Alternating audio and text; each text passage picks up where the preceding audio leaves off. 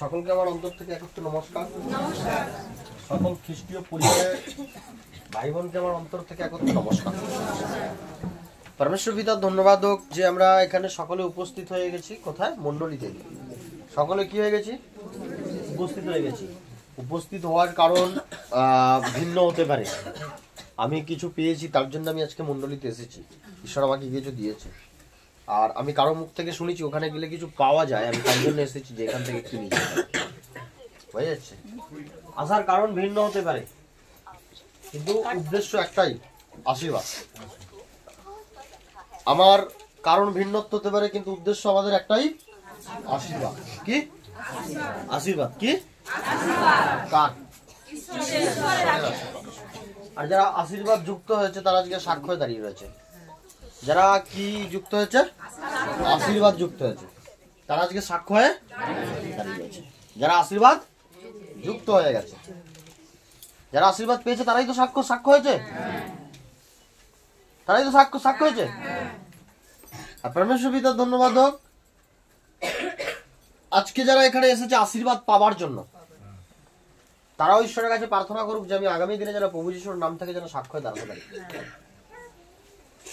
তারা প্রার্থনা করুক যে আমি আগামী দিনে যারা প্রভু যিশুর নাম থেকে সাক্ষ্য হয়ে দাঁড়াতে পারি। আর প্রভু যিশু আমাকে সুস্থ হবার জন্য, সুস্থ করার জন্য এখানে আমন্ত্রিত করেছে, যেন আমি তার আমন্ত্রিতকে বুঝতে পারি। আর প্রভু যিশুর নাম থেকে যেন আমি সুস্থ হয়ে এদের মধ্যে সাক্ষ্য দাঁড়াতে পারি। এটা এরূপ প্রার্থনা করুক। আর কিন্তু ঈশ্বর বলে যে আমি যদি তোমার পাশের দুজনকে সুস্থ করে, সাক্ষী করে দাঁড় করাতে পেরেছি, আমি তোমাকেও এই জন্য ডেকে নিয়ে এসেছি, তোমাকেও সুস্থতা দেবার জন্য। কি দেবার জন্য? সুস্থতা দেবার জন্য। সুস্থতা ঈশ্বরের কাছ থেকে নেবার জন্য আমাদের কি করা উচিত? হ্যাঁ, কি করা উচিত? যাচ্ছা বলে গেল, প্রার্থনা করতেই হবে। প্রার্থনা করা উচিত সুস্থতা পাওয়ার জন্য। সমস্ত কিছু বিষয় থেকে সুস্থ হওয়ার জন্য কি করা উচিত? প্রার্থনা করা উচিত। শোনা যাচ্ছে আমার কথা? আওয়াজ যাচ্ছে তো? আওয়াজ যাচ্ছে? যদি বচনকে না শুনতে পারো, ঈশ্বরের বিশ্বাস কখনো তোমার হৃদয়ের মধ্যে আসবে না। আর যদি তুমি জীবন্ত সাক্ষ্যকে দেখে চোখ বন্ধ করে নাও, তুমি কখনো ঈশ্বরকে বুঝতে পারবে না। তুমি নির্হৃদয়ী, নির্বিবেকী, আর তুমি তোমার এই জগতের জ্ঞানী, নিজের জ্ঞানেতেই তুমি জ্ঞানী। তোমাকে কেউ পৃথিবীতে বোঝাতে পারবে না। একমাত্র মৃত্যু যখন চলে আসবে তোমার কাছে, তুমি তখনও বুঝতে পারবে না যে আমি মৃত্যুর মুখে দাঁড়িয়ে রয়েছি, মারা যাবো আমি। বুঝা যাচ্ছে? ধন্যবাদ হোক। কিন্তু ঈশ্বরের কাছে পাওয়ার জন্য কিসের প্রয়োজন? প্রার্থনার প্রয়োজন। কি বললো? কে জল ঘিরতে পারছিল না, মারা যাবে, পিজি থেকে ফিরিয়ে দিয়েছে। ভেলোর পিজি ফেল হয়ে গেছে। তার মেয়ে, তাদের পুরো পরিবার তার জন্য প্রার্থনা করেছে, প্রভুর কাছে ঘুরেছে, প্রভুর সাথে আজও জঙ্গাছে। আর পরমেশ্বর পিতা ধন্যবাদ হোক, আসছে সুস্থ। হালেলুয়া। এখানে কি বললো? যে প্যারালাইজ কন্ডিশনে পড়েছিল, আজ কথা পর্যন্ত বলতে পারতো না, কথা আটকে রয়ে যেত, কথা পর্যন্ত বলতে পারতো না। এমন উদ্দেশ্য, এমন সিচুয়েশনে পড়েছিল। কিন্তু প্রভুর উদ্দেশ্য ছিল তাকে নিয়ে, যে তোমাকে আমি জীবন দেবো, তুমি যদি আমাকে বিশ্বাস করো, তোমাকে আমি জীবন দেবো। আর প্রভুর ধন্যবাদ হোক, আজকে সে নিজের মুখে সাক্ষ্য দিচ্ছে যে আমি কথা বলতে পারতাম না, আজ আমি কথা বলতে পারছি। আমি হাঁটতে পারতাম না, আজ আমি হাঁটতে পারছি। আমি বুঝতে পারতাম না, আজ আমি বুঝতে পারছি। আমি দাঁড়াতে পারতাম না, আজ আমি দাঁড়াতে পারছি। হালেলুয়া। তুমি কখনো ওই সাক্ষ্যকে দেখো না কোনো মনুষ্য দাঁড়িয়ে দিচ্ছে। তুমি চোখ বন্ধ করে অনুভব করো, ওর মধ্য হইতে সেই ঈশ্বরের, প্রভু যিশুর পবিত্র আত্মা চিৎকার করে বলছে, লুক অ্যাট মি। দেখ আমাকে, আমি এখানে দাঁড়িয়ে রয়েছি। দেখ আমাকে, আমি এখানে দাঁড়িয়ে রয়েছি। তুমি এসে চারিদিকে খুঁজছো, ঈশ্বর কোথায়? কোথায় ঈশ্বর? কোথায় ঈশ্বর? নো, সাক্ষ্যকে দাঁড়িয়ে দেখো, তুমি দেখতে পেয়ে যাবে ঈশ্বরকে। সাক্ষ্যকে ধীরতার সাথে কান দিয়ে শোনো, তুমি বুঝতে পেরে যাবে ঈশ্বরকে। বুঝে যাচ্ছে? যদি তুমি সাক্ষ্যকে ধীরতার সাথে শ্রবণ করো, তুমি বুঝতে পেরে যাবে যে ঈশ্বর কি, তার প্রভাব কি, তার সামর্থ্য কি। যদি কোনো সাক্ষ্যর দিকে তুমি তাকিয়ে দেখে ভাবো যে সত্যি দাঁড়াতে পারতো না, যদি ঈশ্বর নামক জিনিসই না থাকতো পৃথিবীতে, তাহলে কিভাবে দাঁড়ালো? তুমি এখানে আসার আগে শয়তান তোমাকে কি করবে? বাধা দেবে। কারণ এই পৃথিবীতে লড়াই দুজনের চলছে, একটা অন্ধকারের সাথে আলো। পৃথিবীতে দুটো জিনিস আছে, একটা অন্ধকার আর সেই অন্ধকারের নাম হচ্ছে শয়তান, আর আলোর নাম হচ্ছে ঈশ্বর। বুঝা যাচ্ছে? আলোর নাম হচ্ছে পরমেশ্বর পিতা। ধন্যবাদ হোক, তুমি আলোতে থেকে অন্ধকারের দৃষ্টিকোণ কখনো করো না। অন্ধকার তোমাকে কি করবে? মনুষ্যের মুখ থেকে কি করবে? বোঝাবে। কি করবে? মনুষ্যের মুখ থেকে কি করবে তোমাকে? ওখানে যাস না, এই হয়ে যাবে, ওই হয়ে যাবে, সেই যাবে না। এখানে কিচ্ছু পরিবর্তন হয় না। এখানে তোমার অসুস্থতা থেকে তোমাকে সুস্থতায় পরিবর্তন করা হয়। এখানে তুমি মন্দ থেকে তোমাকে উত্তমে পরিবর্তন করা হয়। এখানে তোমার কোনো ধর্ম, কোনো কিছু বিষয় চেঞ্জ হয় না। ধর্ম নামে কি পৃথিবীতে কোনো জিনিসই নেই। ধর্মের ব্যবস্থা কেবল মানুষ বানিয়েছে, আর ব্যবস্থা বেতার মধ্যে মানুষ হেঁটে চলে বেড়াচ্ছে। ঈশ্বর এই পুরো পৃথিবীতে সুন্দর আলো দিতে পেরেছে, গাছপালা দিতে পেরেছে, সব দিতে পেরেছে। সে তোমাকে আলাদা করার জন্য তোমার শরীরে কিছু এক্সট্রা লাগিয়ে দিতে পারতো। করেছে এমন? বানিয়েছে এমন? আরে ভয় পেয়ে নাও, যারা এর সূত্রের দ্বারেতে চলো, ভয় পেয়ে নাও যে সে একদিন বিচারের আসনে বসবে, আর প্রত্যেকটা মনুষ্যকে, প্রত্যেকটা আত্মাকে, যে যেখানে পড়েছিল প্রত্যেকটা আত্মাকে তার বিচারের কাঠগড়া দিয়ে ভরতে হবে। থেমে যাও এরকম ঔষধিক জিহ্বা থেকে, থেমে যাও এরকম ধ্বংসের জিহ্বা থেকে। দাঁতে করে কেটে রেখে দাও জিহ্বাকে, যে অনেক আমি এর নামে শিয়াশুতি করে ফেলেছি, আর করবো না। অনেক মানুষকে ভুল বুঝিয়ে দিয়েছি, আর বোঝাবো না। ধর্ম নামে পৃথিবীতে কোনো জিনিস নেই, শুধু ব্যবস্থা বেতা রয়েছে। ঈশ্বর পৃথিবীতে একটা জাতি বানিয়েছে, মানুষ, আর তার দুটো প্রজাতি বানিয়েছে, নারী আর পুরুষ। আর কিচ্ছু বানায়নি পৃথিবীতে মানুষের মধ্যে আর কিচ্ছু বানায়নি। যদি ঈশ্বর খ্রিস্টানদের হতো তাহলে আমি এখানে এসে সুস্থ কেন হতাম? যদি ঈশ্বর খ্রিস্টানদের হতো তাহলে তুমি এখানে এসে সুস্থ হতে কেন? মানুষ যেরকম তুমি আজকে ঈশ্বরকে চিনতে পেরে শয়তানের প্রলোভনকে ত্যাগ করে দিয়েছো, সেরকম মনুষ্যের মনের মধ্যে রাজত্ব করছে শয়তান। আজকে তুমি জগতের মানুষকে গিয়ে জিজ্ঞাসা করো যে আনন্দ কিসে, বলবে ব্যভিচারিত আনন্দ। জিজ্ঞাসা করো যে আনন্দ কিসে, বলবে টাকায় আনন্দ। বলবে যে আনন্দ কিসে, যে নেশা করাবে, সে বলবে মদে আনন্দ। যার যার প্রতি লালসাতা রয়েছে, সে তার প্রতি আনন্দর আসক্ততা কি করতে থাকবে? খুঁজতে থাকবে। তুমি জিজ্ঞাসা করবে যে জগৎকে, কিন্তু জগৎ আর প্রভু কখনো এক নয়। এতে সমস্ত কিছুতেই কি রয়েছে? উত্তম রয়েছে, মঙ্গল রয়েছে। কি রয়েছে? উত্তম মঙ্গল রয়েছে। এই জন্য মনুষ্যের মুখের কথা নয়, নিজের পরিস্থিতি ও হৃদয়ের অন্তরের কথাকে শোনো।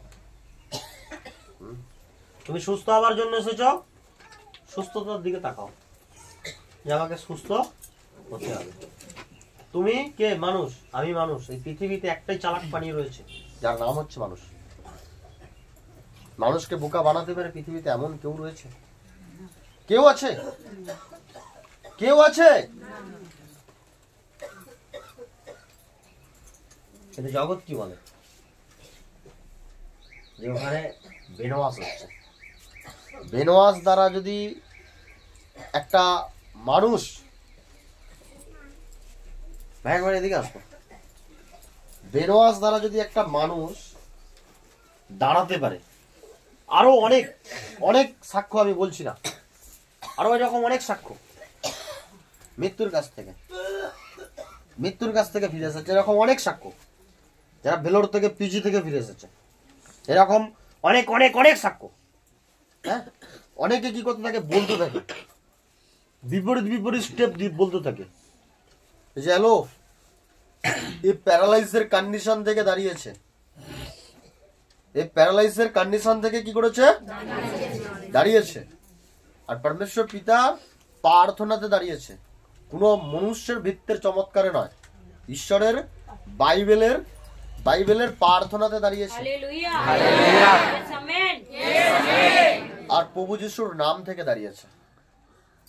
আর জীবনে যে দাঁড়িয়েছে, কোনো বেনওয়াজ দ্বারা কোনো মানুষ প্যারালাইজ থেকে দাঁড়াতে পারে না। হ্যাঁ, হয়তো যাকে মিথ্যে বলছো তাকে আপন করো, আর না যাকে সত্য বলছো তাকে স্বীকার করো। তুমি দুটোর মাঝখানেই থাকতে পারো না। বুঝে যাচ্ছে? এটা হচ্ছে সাক্ষ্য। এনার বাড়ি কোথায়? বাড়ি ভাতেগড়ি। নাম বাপন সামন্ত।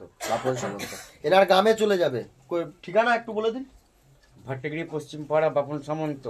ভাট্টিগিরি পশ্চিম পাড়া বাপন সামন্ত ঠিকানায় চলে যাবে। পাড়া প্রতিবেশী গ্রামের লোককে, পাড়ার লোককে জিজ্ঞাসা করে নেবে। বুঝে যাচ্ছে? হয় সত্যকে স্বীকার করে নাও, সত্যকে স্বীকার করে নাও, আর নয় মিথ্যের আশ্বাসটায় থেকো না। হ্যাঁ, মানুষ এই পৃথিবীতে কত অন্ধ। সত্যকে দেখে, যখন দেখে যেটা সত্য আমাকে হেরে যেতে হবে, এর কাছে আমি মিথ্যে, চোখ বন্ধ করে নেয়। আমি আর সত্যকে দেখবো না, আমি আর সত্যকে কি করবো না। আমি কি পেয়ে গেছি? লজ্জা পেয়ে গেছি। কি পেয়ে গেছি? লজ্জা পেয়ে গেছি। আমি আর সত্যকে, যে মানুষ আজকে প্যারালাইসিসের সাথে এখানে এসে বেশি দিন না, মাত্র মাস দেড়েক হবে, মন্ডলী যাতায়াত করছে, দাঁড়িয়ে পড়েছে। হ্যাঁ, বিশ্বাস আর প্রার্থনা সবকিছু পাওয়া যায়। এখানে একটা জিনিস নিয়ে আসতে হয়, বিশ্বাস। যার যত বড় বিশ্বাস থাকবে সে তত বড় চমৎকার দেখতে পাবে। যে যত বেশি বিশ্বাসের সাথে আসবে সে তত তাড়াতাড়ি আগে ফল দিয়ে যাবে। এখানে আর কোনো চলে না। তোমার অ্যাটিটিউড, তোমার এডুকেশন, তোমার রূপ, তোমার অহংকার তুমি তোমার কাছে রাখো। এখানে একটা জিনিস চলে, বিশ্বাস। হ্যাঁ, আর হ্যালো, পরমেশ্বর পিতার ধন্যবাদ। তুমি নিজেকে পৃথিবীতে কি মনে করো? শার্ক, মাছ, হাঙর মাছ, বড় মাছ। মানে যদি পৃথিবী তোমার কাছে জল হয়ে থাকে, তুমি নিজেকে কি মনে করো? মাছ। যে আমি ছোট বড় সবাইকে গিলে নিতে পারবো, আমার কাছে টাকা আছে, এডুকেটেড আছে, অর্থ আছে, সব আছে। আমি একটা পাল্টিতে একটা জাহাজ উল্টে দিতে পারবো, আমার কাছে সামর্থ্য আছে। তাহলে ঈশ্বর বলছে, হ্যালো, তুমি যদি নিজেকে মাছ মনে করো তাহলে আমি তোমার জন্য সমর্থ। আমি ছাড়া তোমার অস্তিত্ব কিছুই নেই। আমি ছাড়া তোমার অস্তিত্ব, টাকা থাকবে শূন্য হয়ে যাবে, জ্ঞান থাকবে জিরো হয়ে যাবে, কিচ্ছু খুঁজে পাবে না।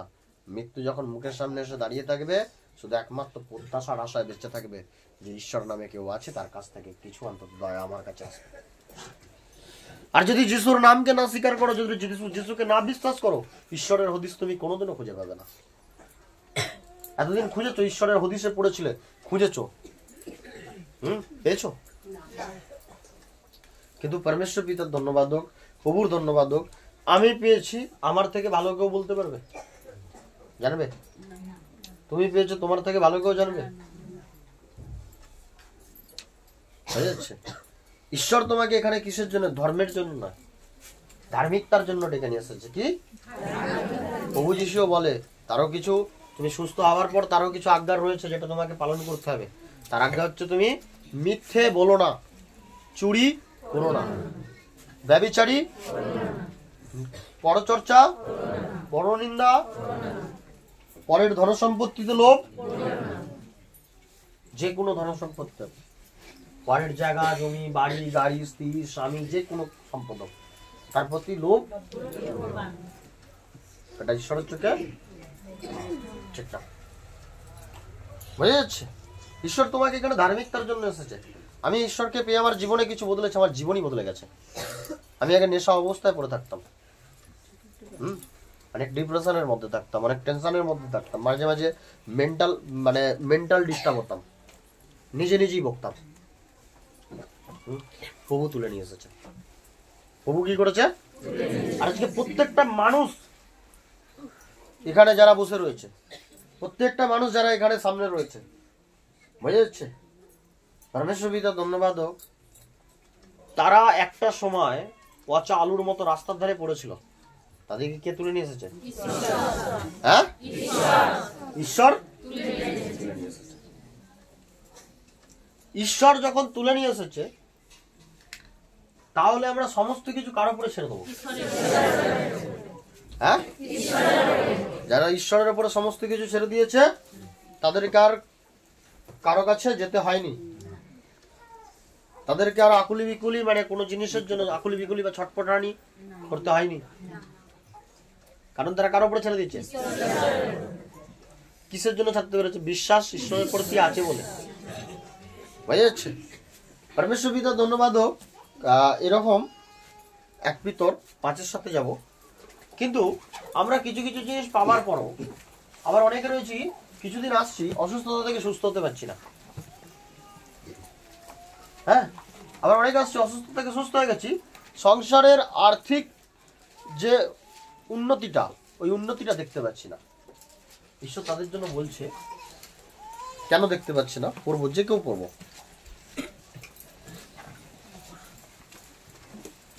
যে কেউ পড়বো। আর পরমেশ্বর পিতা ধন্যবাদ হোক। শুরু করুন যে উঠেছে। হ্যাঁ,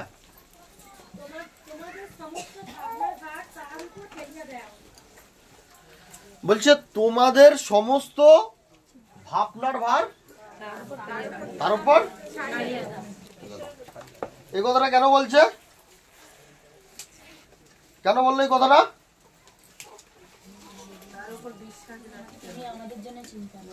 হ্যাঁ,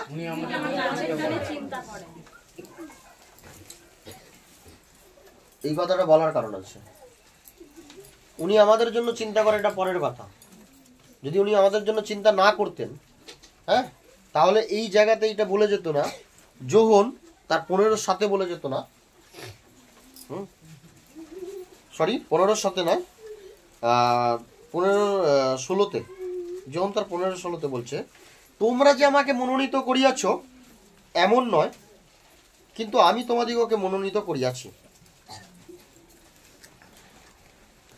আমরা ঈশ্বরকে বেছেছি এমন না, ঈশ্বর আমাদিকে, তিনি আমাদের কথা ভাবেন বলে আমাদেরকে বেছেছে তো, তিনি আমাদেরকে ভালোবাসেন বলে বেছেছে তো, তিনি আমাদেরকে কিছু দিতে চায় বলে বেছেছে তো।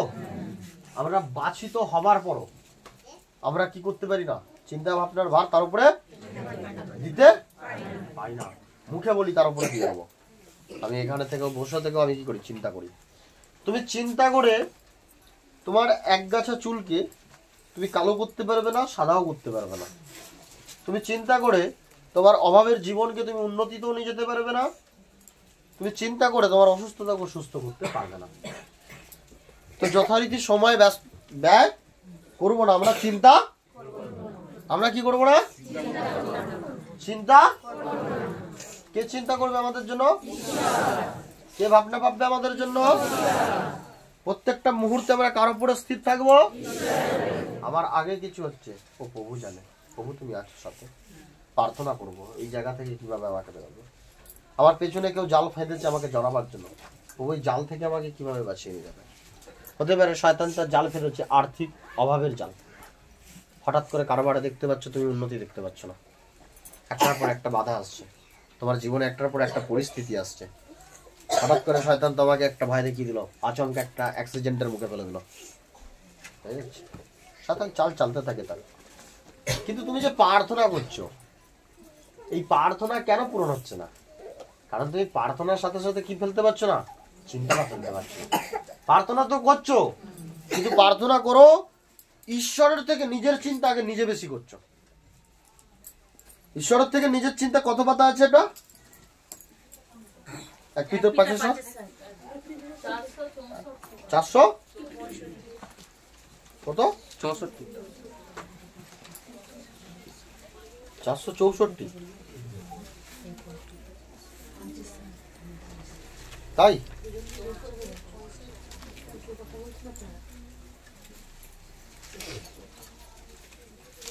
হ্যাঁ, পেয়েছি। বলছে তোমার সমস্ত ভাবনার ভার তাহার উপরে ফেলিয়া দাও, কেননা তিনি তোমাদের জন্য চিন্তা করেন। কাদের জন্য? আমাদের জন্য কি করেন? চিন্তা করেন। আমাদের সমস্ত ভাবনার ভার কার উপরে ফেলে দিতে হবে? হ্যাঁ, ঈশ্বরের উপরে ফেলে দিতে হবে। কারণ সে আমাদের জন্য কি করে? আর আমাদের জন্য চিন্তা করেছেন বলেই আমাদেরকে মনোনীত করে এনেছেন, চিন্তা করেছে বলেই আমাদেরকে বেছে নিয়ে এসেছে। তুমি ঈশ্বরের কাছে আসার আগে পর্যন্ত, পরমেশ্বর পিতা ধন্যবাদ হোক, তুমি ঈশ্বরের কাছে আসার আগে পর্যন্ত যদি বেঁচে রয়েছো, তাহলে তুমি জেনে নাও তুমি জীবন্ত পবিত্র স্থানে এসে বসে রয়েছো। মৃত্যু তোমার কাছে ছবে না। তুমি মৃত্যুর চিন্তা করো না, শুধু ঈশ্বরের পথেতে নিজেকে দৌড়ে নিয়ে বেরো। এবার তোমার বিশ্বাসের প্রতি ফল ফল পাবে তুমি। তোমার কিসের প্রতি? তুমি এখানে এসে বসে রয়েছো, তুমি চোখ বন্ধ করে প্রার্থনা করোনি, তুমি ভাবনা রেখেছো কেউ তোমাকে প্রার্থনা করে দেবে না, তাহলে তুমি কিভাবে ঈশ্বরকে চিনবে? শিক্ষকের লিডার্সের যতটা সামর্থ্য অনুসারে তারা কি করবে? তোমার জন্য প্রার্থনা করবে, চাঙ্গাই চাঙ্গাই যা কিছু যেটা প্রয়োজন তারা তোমার জন্য করবে, কিন্তু তোমার প্রার্থনা আগে তোমাকে করতে হবে। তুমি বিশ্বাসের জন্য কিভাবে ফল পাবে? আর চিন্তা ভাবনা না করে ঈশ্বর একটা জিনিস করতে বলছে। কি করতে বলছে? প্রার্থনা করতে বলছে। এই প্রার্থনা করার জন্য কি বলছে? তোমরা প্রবুদ্ধ হও, জাগিয়া থাকো, তোমাদের বিপক্ষ দিয়াবল গর্জনকারী সিংহের ন্যায় কাহাকে গ্রাস করিবে তাহার অন্বেষণ করিয়া বেড়াইতেছে। প্রার্থনা এরকম নয় আজকে করেছি কাল থেকে থামিয়ে দিয়েছি। আমাদেরকে প্রার্থনায় প্রবুদ্ধ হয়ে থাকতে হবে। প্রার্থনাই আমাদের কি পূজা, প্রার্থনাই আমাদের কি মানদ, প্রার্থনাই আমাদের কি মুক্তির পথ, প্রার্থনাই আমাদের সুস্থতার পথ। প্রার্থনা ছাড়া আমরা এক পা আগাতে পারবো না, পেছোতে পারবো না। প্রার্থনা ছাড়া আমরা এক পা সাইডে যেতে পারবো না, এক পা ডান সাইডে বা সাইডে যেতে পারবো না, যদি আমি নিজেকে প্রার্থনার মধ্যে আত্মার মধ্যে চালিত করি। কারণ আমার টোটাল কথায়, টোটাল সময়ে, টোটাল বিষয়তে আমার কি লাগবে? প্রার্থনা। কি লাগবে? প্রার্থনা। আর প্রার্থনা করা আমার জন্য আবশ্যক, এবং সেই প্রার্থনা আমাকে প্রবুদ্ধ হতে হবে, মানে প্রভুর মধ্যে জেগে থাকতে হবে। আমি প্রার্থনা করছি, মন্ডলী যাইনি, তাহলে কিসের প্রার্থনা? ও প্রার্থনার কোনো ভ্যালুয়েশন নেই। আমি প্রার্থনা করছি, আমি অন্য ভাষায় ভবিষ্যৎবাণীতে বুঝছি না। আমি প্রার্থনা করছি কিন্তু আমি প্রার্থনার উপরে বিশ্বাস রাখতে পারছি না। আমি প্রার্থনা করছি কোনো রকমের শুধু একবার করে ফেললাম, 2-3 দিন আর করিনি, তাহলে আমি প্রার্থনার মধ্যেই নেই। প্রার্থনা হচ্ছে এটা সব থেকে পারফেক্ট। অনেকে বলে আমি প্রার্থনা আর কিভাবে করব, আর কেমন ভাবে করব, আর কিভাবে করলে আমি হব। অনেকে দেখেছি, অনেকে বলতে কি মানে বলবো না, প্রভু ধন্যবাদ হোক, 10,000-এর মধ্যে 2 জন এমন কথা বলে। 10,000-এর মধ্যে 2 জন এমন কথা বলে যা কিভাবে প্রার্থনা করব আর কেমন ভাবে প্রার্থনা করবো। প্রভু বলছে তুমি প্রার্থনা করছো, মন্ডলীতে যাও, আমার প্রথম প্রার্থনাকে নাও, আমার প্রথম প্রার্থনাকে নাও, তারপরে আমার সম্মানী প্রার্থনা করবে, সম্মানীর দ্বারা আমাকে প্রার্থনা দাও, তারপরে কি করবে? লাস্ট প্রার্থনা করবে। লাস্ট প্রার্থনার সাথে আমার কাছে ওই প্রার্থনাকে তুমি জ্ঞাত করো, আমি তোমাকে কি করবো? আশীর্বাদ করবো। তুমি শুনতে পেলে এক দিদিভাই সাক্ষ্য দিল, তার ছেলের হয়ে কি করে, তার ছেলের দশমাস সম্মানী আর দশমাস, প্রত্যেক মাসে দশমাস হয়, দশমাস ঈশ্বরের ভান্ডারে নিয়ে চলে আসে। তার ছেলের দশমাস, তার ছেলে বাইরে রয়েছে, অনলাইন ট্রানজাকশনের কারণে ঈশ্বরের ভান্ডারের কাছে নিয়ে চলে আসে। সে কি বলছে? ওখানে আর কারো কাজ নেই, কিন্তু তার কাজ আছে। এবার এখানে দশমাস করলেই ঈশ্বর যে আশীর্বাদ করবে, অবশ্যই করবে, কিন্তু সেই দশমাস করার জন্য নিজের আন্তরিক ইচ্ছা থাকতে হবে। লোভের হাবুস নয়, লোভের লালসা নয়, আন্তরিকতা ইচ্ছা থাকতে হবে যে আমি কাকে দিচ্ছি? প্রভুকে দিচ্ছি। কাকে? প্রভুকে দিচ্ছি। বুঝে যাচ্ছে? আর পরমেশ্বর পিতা ধন্যবাদ হোক, দশমাসের কারণে কি বলছে যে তার ওখানে আরো অনেকের কাজ নেই, কিন্তু তার ছেলের কাজ আছে। এটাই হচ্ছে ঈশ্বরের পাওয়ার, এটাই হচ্ছে ঈশ্বরের ফ্যাসিলিটি, এটাই এরই নাম হচ্ছে ঈশ্বর। তুমি ডান দিকে দেখবে, বাঁ দিকে দেখবে অনেকজন পড়ে যাচ্ছে, লেটিয়ে যাচ্ছে, লুটিয়ে যাচ্ছে, তুমি প্রভুর নামে আছো, প্রভুর সমস্ত জায়গার সাথে দাঁড়িয়ে রয়েছো, তাহলে তুমি প্রভুতে তন্দুস্তি রয়েছো। অনেক বুদ্ধিজীবী জন থাকে, অনেক কিরকম জন থাকে? বুদ্ধিজীবী জন থাকে। পিতা আমি তোমার জন্য একটার জায়গায় 2টো মন্ডলী যেতে পারবো, পিতা আমি তোমার জন্য সব করতে পারবো, কিন্তু 10 করতে পারবো না। কারণ টাকাকে আমি এখনো তোমার থেকে অনেক ভালোবাসি। টাকাকে আমি আমার ফার্স্ট গড বলে মনে করি। 1 গড, প্রথম গড। সেকেন্ড গড হচ্ছে পিতা। সে মানুষের ভাবনা চিন্তা এমন, আর তার এই ভাবনা চিন্তাই তাকে কি করেছে? গ্রাস করে রেখেছে। তার ভাবনা চিন্তাই তাকে নিঃস্ব বানিয়ে রেখে দিয়েছে। এখানেই তো বেঁধে রেখেছে, দশমাস এই জন্যই তো বেঁধে রেখেছে, যাতে তুমি পৃথিবীর লালস্য থেকে তোমার জীব সরিয়ে প্রভুকে যাতে তুমি আন্তরিকতা থেকে প্রেম করতে পারো, এর জন্যই দশমাস বেঁধে রেখেছে।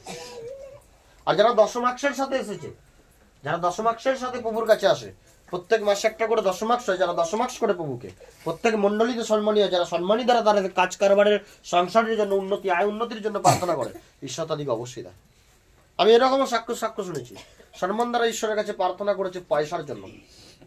এটা কোনো অ্যাক্সিডেন্ট কেস থেকে ঈশ্বর তাকে পয়সা পাইয়ে দিয়েছে। মানে সেই দ্বার থেকে সে পাবে কিনা এটাও সে জানতো না, কিন্তু প্রভু তাকে পাইয়ে দিয়েছে। তোমার যেখানে প্রভু থাকবে সেখানে আর কারো থাকার দরকার নেই। তোমার বিপক্ষে 1000 জন ষড়যন্ত্র করুক, চক্রান্ত করুক, তোমার শরীরে প্রভু আছে, অনলি ওয়ান প্রভু, তার মতো সামর্থ্য আর পৃথিবীতে কারণে। তোমার এই 1000 জনের চক্রান্তকে নষ্ট করে তোমাকে শ্রেষ্ঠ বানিয়ে দেবে ওখানে। বুঝা যাচ্ছে? তুমি খেতে পাচ্ছ না, এর জন্য প্রভু। তুমি উঠতে পারছো না বিছানা থেকে, এর জন্য প্রভু। তুমি খেতে পাচ্ছ না বলতে বুঝতে পারলে তো, আর্থিক অভাবের কারণে। অনেক মনুষ্য এখানে এসে বসে রয়েছে যারা খেতে পেত না, যারা খেতে পেত না। আজ তারা একটার পর একটা বাইক পাল্টাচ্ছে, আজ তারা একটার পর একটা, এটা চালাবো না ওটা চালাবো, এটা নিয়ে ওখানে যাবো না এটা নিয়ে ওখানে যাবো। তাদের ইনকাম, উন্নতি প্রভু এত বাড়িয়ে নিয়ে গেছে, কারণ তাদের হৃদয় সেই রূপ ছিল, আন্তরিকতা প্রেম তাদের সেই রূপ ছিল প্রভুর প্রতি, তাই বাড়িয়ে নিয়ে গেছে। কিন্তু তারাই আজকে ক্রমশ যেন চিন্তায় পড়ে গেছে, কি হবে আমার জীবন থেকে যদি এ চলে যায়, কি হবে আমার জীবনটা যদি এমন হয়ে যায়। হ্যাঁ, চিন্তা তো তাদেরকে কি করে ফেলেছে, গ্রাস করে ফেলেছে। কারণ চিন্তা নামই হচ্ছে কি, শয়তান। শয়তান প্রথমে তোমার কাছে আসবে না ওপেনলি, প্রথমে সে তার ভাবনা দেবে, এই তোকে ওটা বলছে ঠিকই কথা, কিন্তু তুই তো নিজের ভালো একটুখানি নিজে বুঝবি। প্রথমে তোমার কাছে কি বানাবে, ভাবনা পাঠাবে, তুমি ভাবনাকে অ্যাকসেপ্ট করবে, হয়ে গেছে তোমার চিন্তা শেষ। চিন্তা করতে থাকবে, আর চিন্তা এমন একটা পরিস্থিতিকে দাঁড় করাবে, চিন্তা তোমাকে কখনো খারাপ থেকে ভালোতে নিয়ে যাবে না, চিন্তা তোমাকে খারাপ থেকে আরো খারাপে নিয়ে যাবে। চিন্তা সব থেকে একটা বড় বিষয়, চিন্তা তোমাকে কখনো খারাপ থেকে ভালোতে নিয়ে যাবে, তোমার খারাপ পরিস্থিতি চলছে তা থেকে তুলে তোমাকে ভালোতে নিয়ে যাবে। চিন্তা কি করবে তোমার জীবনে এসে, চিন্তা তোমাকে খারাপ থেকে আরো খারাপে নিয়ে যাবার চেষ্টা করবে। তাহলে চিন্তা কার? শয়তানের একটা খুব ধারালো অস্ত্র, যেটা দিয়ে তোমাকে মারতে চায়, তোমাকে কাটতে চায়, যেটা দিয়ে তোমাকে মারতে চায়, কাটতে চায়, সেটা হচ্ছে চিন্তা। সেটা হচ্ছে চিন্তা। তুমি অসুস্থতার সাথে এসেছো, কিন্তু তুমি চিন্তা করছো আমি সুস্থ হবো তো, এই ভাবনা তোমার ওই প্রার্থনাকে কাজ হতে দেবে না। তুমি ঈশ্বরের কাছে সম্মান দ্বারা প্রার্থনা করছো, আমি ঈশ্বরকে 2 টাকা দিয়েছি, আমার 2 টাকা জলে পড়ে গেল না তো, হয়ে গেছে তোমার সম্মান জলেই পড়ে গেছে। ঈশ্বর তোমার অর্থ দেখে না, তোমার রূপ দেখে না, তোমার এডুকেটেড, তোমার পার্সোনালিটি দেখে না, ঈশ্বর তোমার অন্তর দেখে। আর তুমি ভাবছো যে আমি জগতে যেরকম 5 জনের কাছে চলেছি আমি এখানেও সেরকম চলবো, ভুল। শিক্ষক একজন পরিচারকের মধ্যে, শিক্ষকের মধ্যে ঈশ্বর এমন সামর্থ্য দিয়ে রাখে, তুমি যখন তার সামনে এসে দাঁড়াবে, তুমি তার কাছে আয়না, মানে সে তোমার কাছে আয়না, তোমার পুরো নিচু থেকে উপর পর্যন্ত সে দেখতে পাবে। তোমার মনে কি চলছে, তুমি কি বলতে চাইছো, তুমি ভাবছো কি, তুমি পরে করবে কি, তোমার অতীত ভবিষ্যৎ বর্তমান 3টাকে ঘেঁটে সে দেখে নেবে। ঈশ্বর এমন সামর্থ্য দেয়, কিন্তু ঈশ্বর বলার কি দেয়নি, অনুমতি দেয়নি, এই ভবিষ্যৎ জানিয়ে দিই। উত্তম কিছু থাকলে তুমি বাবা করবে, আর যদি মন্দ কিছু থাকে তাহলে তুমি, বুঝতে পারছো? কিন্তু যে প্রভুকে পায়, যে প্রভু যিশুর নাম পায়, তার ভবিষ্যতে যদি উত্তম নাও থাকে, প্রভু যিশুর নামের কারণে আমার নতুন করে তার জীবনে উত্তম লেখা হবে। হালেলুয়া। তার জীবনে যে জিনিস থাকবে না, প্রভু যিশুর নাম থেকে, তার পিতার নিকট থেকে আবার পুনরায় তার কাছে আসবে। হালেলুয়া। একজন বলছিল আমার জীবনে আর নিঃশ্বাস নেবার সময় নেই, আমার নিঃশ্বাস যেভাবে উপরওয়ালা গুণে পাঠিয়েছিল শেষ হয়ে গেছে। আমি বলছি হ্যালো, প্রভুই নিঃশ্বাস দিয়েছে, তুমি তার নামের সাথে থাকো, যদি তোমার নিঃশ্বাস শেষ হয়ে যায়, ফুরিয়েও যায়, নতুন করে আবার তোমার নিঃশ্বাসের সঞ্চালন তোমাকে করবে। আর পরমেশ্বর পিতা ধন্যবাদ হোক, এইভাবে দেখবো অনেক মানুষ মৃত্যুর মুখ থেকে বেঁচে যায়। ভেলোর ফিরিয়ে দিয়েছে, পিজি পিজি ফিরিয়ে দিয়েছে, বাঁচবে না, খেতে পাচ্ছে না, বিছানায় পড়ে পড়ে লিফটিং করছে। এরকম অনেক মানুষ এখানে এসে গেছে, অনেক অনেক অনেক, রাশি রাশি। কতজনের নাম নাম বলবো, বুঝে যাচ্ছে? কারণ প্রভুর নামেতে কি রয়েছে? এমন সামর্থ্য রয়েছে, যদি তুমি তার শক্তিকে বিশ্বাস করে তার প্রতি বিশ্বাস ধরতে পারো, নিজের চিন্তাকে যাতে ফেলে দিতে পারো। হ্যাঁ, কিন্তু তুমি আজকে মন্ডলী এসেছো, কালকে পাওয়ার করবে, ও পিতা আমার মাঠটা কি হবে, দ্বিতীয় পাবার করবে আমার ছাগল গরুগুলো কি হবে, হ্যাঁ, চতুর্থ পাবার করবে, তাহলে কি আমি এইভাবেই আজ কালকে গেছি আবার আজকে যাব, বুদ্ধি খাটাতে আরম্ভ করবে, তুমি ভিন্ন চিন্তার মধ্যে পড়ে যাবে। আর শয়তান তোমাকে একটা সময় চিন্তার কারণে কি করবে? খেয়ে ফেলবে। কারণ সে বলছে চিন্তা হচ্ছে শয়তানের একটা অস্ত্র। শয়তান এই চিন্তার জাল দিয়ে তোমাকে কি করবে? ধরবে, প্রথমে ভাবনা দেবে, চিন্তা করিয়ে করিয়ে এমন একটা জায়গায় পরিস্থিতিতে পড়ে যাবে, তুমি বিছানা সহ্য হয়ে যাবে। তার মানে তুমি জেনে নিও তুমি তার হাতের নাগালে চলে গেছো, কারণ সে এটাই চাইছিল। একবার যদি বিছানায় ফেলে দিতে পারে আর তুমি যদি উঠতে না পারো, তুমি জিততে পারলে না, তুমি জিততে পারলে না, সে তোমাকে খেয়ে নেবে। তোমার বয়স, তোমার শরীর, তোমার তন্দুরস্তি, সে কিচ্ছু কিচ্ছু দেখবে না, নিঃস্ব করে ফেলবে তোমাকে।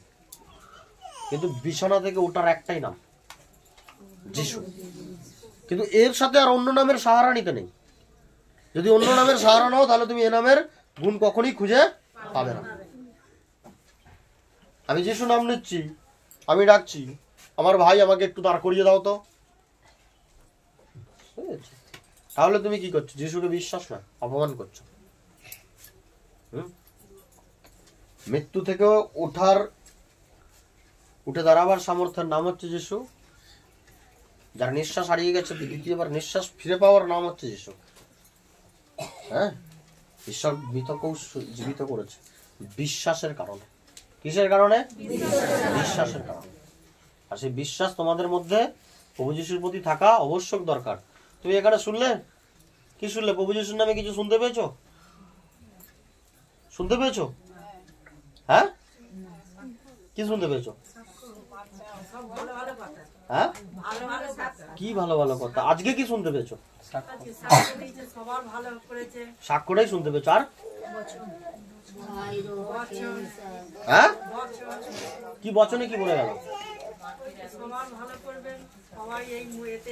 না না, প্রভু যিশুর নামে ভালো কি বুঝতে পেরেছো? বিশ্বাস। কি বিশ্বাস? বিশ্বাস করলে প্রভু যিশুর নামে কি বলে গেল এটা আগেতে?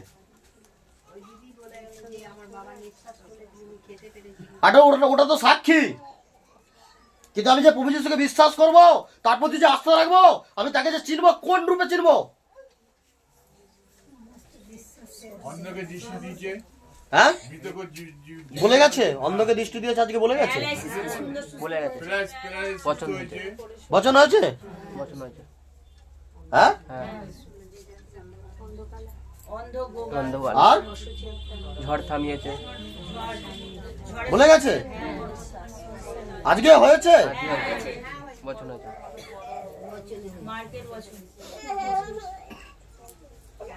বচনকে কি করবো? প্রথমে সাক্ষ্যকে লক্ষ্য করবো, তারপরে বচনকে লক্ষ্য করবো। যদি সাক্ষ্যকে লক্ষ্য করে বচনকে লক্ষ্য না করতে পারি, আমি যিশুর সামর্থ্যকে কখনো বুঝতে পারবো না। হয়েছে?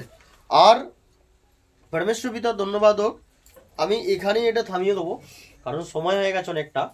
আমি চিন্তা না করে যদি প্রার্থনা করতে থাকি ঈশ্বরের কাছে সদা সর্বদাই, যদি তার প্রার্থনার মধ্যে নিজেকে জাগিয়ে রাখি, যদি তার মণ্ডলীর মধ্যে নিজেকে জাগিয়ে রাখি, তাহলে আমার জীবনে কোনো কিছু সমস্যা আসবে না। এবং সবকিছু বিষয় যে প্রার্থনার দ্বারা চলে যাবে এমনও না। তোমার জীবনের যদি আর্থিক সমস্যা চলছে, যদি অর্থের জন্য সাংসারিক অশান্তির মধ্যে চলছো তুমি, যদি দুঃখ কষ্ট যন্ত্রণার মধ্যে তোমার সংসার জুঝছে, তাহলে ঈশ্বরের কাছে তোমার সম্মান, এবং সম্মানের থেকেও প্রতি মাস দশমাস তোমার ইম্পর্টেন্ট অবশ্যই করার দরকার। প্রত্যেকটা মানুষের রেসপন্সিবিলিটি, কর্তব্য এটা, তার প্রভুর ভান্ডারে দশমাস নিয়ে আসা। যে প্রভুর, সেই এমন ভাবনা রাখবে। যে প্রভুর না, সে বলবে আমি দেবো না। আর ঈশ্বর বলছে কেউ যদি নিজের আন্তরিকতা থেকে দশমাস না করে, তার দশমাস আমি গ্রহণ করি না। কেউ যদি নিজের আন্তরিকতা থেকে সম্মান না করে, আমি তার সম্মান গ্রহণ করি না। সম্মান অভাবকারী আত্মার জন্য, সম্মান কিসের জন্য? অভাবকারী আত্মার জন্য। আত্মার জন্য। সম্মান একটা প্রার্থনাকে লক করার জন্য। কিন্তু পরমেশ্বর পিতা ধন্যবাদ হোক, তুমি সম্মান করবে কি না করবে এটা চয়েসটা তোমার। তুমি করতেও পারো, নাও করতে পারো। প্রভু বলেই নি যে তোমাকে করতে হবে। তুমি যদি বড় চমৎকার দেখতে চাও যে আমার জীবনে খুব তাড়াতাড়ি কাজ হোক, আমার জীবনে খুব তাড়াতাড়ি এই জিনিসটা আমি পাই, আমার জীবনে এই উন্নতি খুব তাড়াতাড়ি আসুক, তাহলে তোমার সম্মান অবশ্যই দরকার। সম্মানের মধ্যে হইতে অভাবকারী আত্মা ধ্বংস হয়। দশমাংশের মধ্যে হইতে অভাবকারী গ্রাসক আত্মা বিজনেসের জায়গা থেকে পলায়ন করে, কারবারের জায়গা থেকে পলায়ন করে। বুঝেছি? দশমাংশ ইম্পর্টেন্ট, প্রত্যেক মাসে হয় এবং দশমাংশের সাথে প্রত্যেকটা মণ্ডলীতে যে সম্মান হয়, সম্মানের দ্বারা প্রার্থনা ইম্পর্টেন্ট। তুমি সম্মান করবে কি না করবে এই ভাবনা তোমার, ঠিক আছে? কিন্তু সম্মান ঈশ্বরের সেই দান যা তোমার জন্য স্বর্গে তো তোলা থাকবে। ঈশ্বর তোমাকে আত্মায় ওই পুরস্কার অবশ্যই দেবে। বুঝে যাচ্ছে? তো সকলকে নমস্কার।